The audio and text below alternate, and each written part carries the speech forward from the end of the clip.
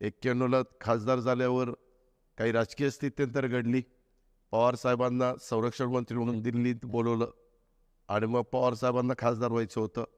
मला सुधाकर नायकांच्या मंत्रिमंडळामध्ये राज्यमंत्रीपद मिळालं, परंतु मला आमदार व्हायचं होतं, का तर मी खासदार आहे.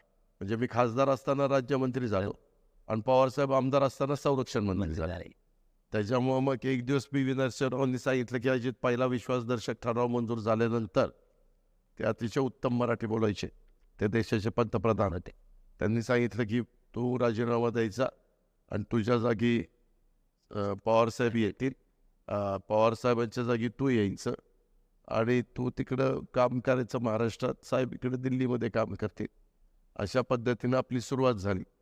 आणि आम्ही पण साहेबांचं राजकारण, समाजकारण लहानपणापासून बघितलेलं असल्यामुळं आळस हा आमच्या फॅमिलीमध्ये सगळ्यांना आळसची